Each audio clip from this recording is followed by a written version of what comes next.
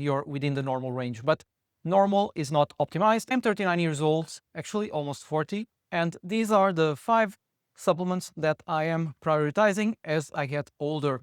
And in today's video, I'm going to talk about why I'm taking these 5 supplements, why I believe you should be taking these supplements as well.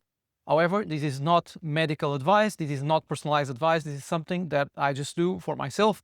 If I had to choose 5, these are probably the ones that I would take consistently. It depends on the stages of my life, where I am in terms of like stress, sunlight, and all these things. But if I had to choose 5 to take consistently, I believe these are the 5 that would move the needle in terms of certain aspects of my life, such as better body composition, better sleep, better testosterone, better libido, and all of these will help with that. Start here with number 1, which is this one right here, which is creatine. So creatine is a common one, is one of the most researched supplements worldwide, and it's actually proven to have benefits not only in terms of strength and performance, but also in terms of cognitive health. I personally take 5 to 7 grams, sometimes up to 10 grams, very rarely though. I prioritize creatine the days that I work out, after the workout. Now, creatine is not specific for workout purposes, but if I had to choose, I wouldn't take in the morning, I wouldn't take at night, I would take after the workout with a protein shake or a bit of honey or some dates. Why? Because it will promote the absorption of creatine, so you're gonna make best use of it. Great supplement, not only for strength and performance, but also for cognitive health. And more studies are showing that it has huge effects in terms of cognitive function, cognitive performance. If I had to recommend one supplement for guys over 40, that would be definitely creatine. Even if you're not training, it's still beneficial. 5 to 10 grams daily. You don't need to cycle creatine. You used to think that you need to cycle creatine, take a couple of weeks and then some weeks off. It's proven now that you don't need to cycle. You can take it consistently over time. You're completely fine. 5 to 10 grams, great for physical performance and for cognitive health. And this would be the number 1 supplement that I would recommend, which brings me to the second one, which is this one right here, which is omega-3s. Now, omega-3s are huge, not only in terms of reducing inflammation in your body, but also in terms of improving your cholesterol profile, improving your overall metabolic markers. So it's a great supplement to prevent inflammation. And what I mean inflammation, a lot of people talk about inflammation, but what is inflammation? It's simply you feeling, for example, bloated, or the digestion is a little bit off, or low energy, or brain fog, or you're simply feeling off. So this will help you with that. Now, again, sometimes I take more, sometimes I take less. For example, when I'm in Portugal, which is my hometown, I eat fish every single day. Sea bass, sea bream, salmon, tuna. I eat a lot of fish. So sometimes I don't even take omega-3s in supplement form. Why? Because I'm having a lot of fish. For example, if I am in Dubai, I'm not eating as much fish. I eat salmon maybe twice a week, or a couple of sardines here and there, but not as often as in Portugal. So for example, in Dubai, I increase way more my omega-3 dosage compared to my intake in Portugal. So again, that's why the supplements, it's not something set in stone that you take depending on the stages of your life, like where you are in terms of location, in terms of the phases of your life. Omega-3s is something that I take most of the time consistently. Again, exception to when I'm in Portugal, when I'm eating fish for 1 or 2 weeks every single day, I decrease my omega-3 consumption because, for example, a can of high quality sardines in Portugal, it has 3 grams of omega-3s.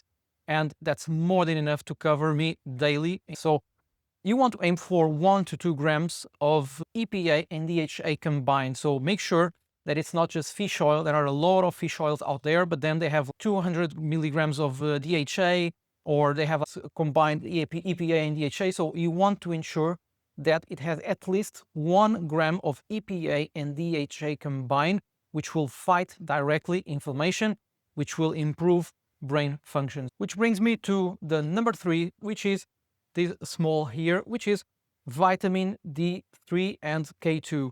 Why vitamin D3 with K2? Because K2 will ensure that calcium goes to your bones and not to your arteries. And vitamin D, this is 5,000 international units. And again, this depends on sunlight exposure. So I'm not taking this every single day. So if I have a lot of sun, which by the way, it's not that often. I get some morning sunlight. Sometimes I get sun like 2 days a week or something at 12 p.m., but that's not enough for the body to produce enough vitamin D. That's why I choose to supplement most of the year with 5,000 international units with K2 as well. Now, the benefits of vitamin D are numerous. Vitamin D helps with your immune function, especially important in the winter months.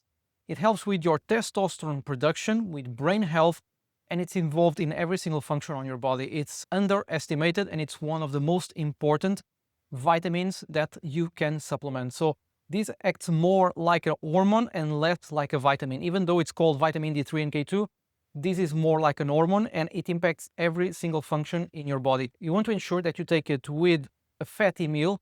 For example, take it in the morning with eggs and avocado. Don't just take with protein or with carbs, because if you have fats, you're going to absorb better the vitamin D, and the same is valid for omega-3. So omega-3 fatty acids and vitamin D are the ones that you want to take ideally in the morning with a fat-containing meal such as eggs, avocado, some cottage cheese, some nuts.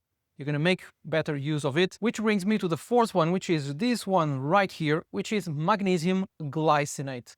Now, I personally take magnesium glycinate almost every night, 1 hour before bed, 400 milligrams. You have in powder form, which is, in this case, I am taking this one from Thorne.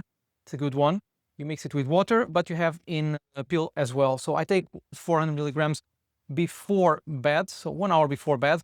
And it improves deep sleep. It prevents 3 a.m. wake-ups. So it's very important. Magnesium is present in almost every function in your body, such as cognitive performance, muscle function, muscle contraction, heart health. So a lot of people are deficient as well in magnesium. So supplementing with magnesium glycinate in the evening will help you promote better sleep, deep sleep, restorative sleep, which means that you're going to have better testosterone, better growth hormone, more insulin sensitivity.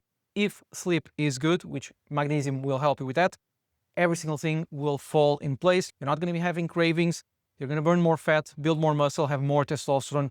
So this is something that I incorporate daily, and something that I believe you should incorporate daily too. Which brings me to the last one, which is this one right here that no one talks about, which is boron. Yes, I don't know if you heard about boron, but boron is a great supplement for free testosterone. Now, what happens nowadays with testosterone is that a lot of guys tell me they feel off, but their testosterone levels are normal. Apparently it's 600, 700, but they feel off, like low libido, low energy, brain fog, they can't build muscle, they struggle to lose belly fat. A lot of guys have normal testosterone, but then when I ask them to check their free testosterone or their SHBG or their estradiol, things are not looking good. So what happens with boron is that it will improve your free testosterone and decrease SHBG. Sometimes you have total testosterone, which is good, but then free testosterone is low because your SHBG is high. It's a protein that is holding testosterone, making it less available. So if you have higher SHBG, you're going to have low free testosterone, which means that less testosterone is available to your body, even though your total testosterone is normal. This will decrease your SHBG, which is a protein that is binding free testosterone, and it will make your testosterone more available, increasing your free testosterone. And that's the reason why I recommend boron, especially for guys over 40 that start to feel a decline in their testosterone levels, because boron is proven to directly decrease your SHBG and increase your free testosterone. A lot of guys are spending $300, $400, $500 in supplements that they don't need. Testosterone boosters or fat burners or pre-workouts. And I'm not saying that these are the only 5 that you need. You might need a couple of them. You might need some zinc, for example, which is beneficial for testosterone, but I wouldn't include in the list of 5 supplements that I would take, because again, zinc, it's a little bit easier to get through food sources such as eggs, steak, and I eat, for example, a lot of steak, has a lot of zinc as well. So I personally don't supplement often with zinc. Again, it depends on the stage of my life. If I'm not having enough meat or if I don't have enough zinc sources, I tend to supplement a little bit more with zinc. In case you want to know why your testosterone levels are declining 3 to 5 times faster than it should be, just download my free testosterone guide. I'll see you on the next one.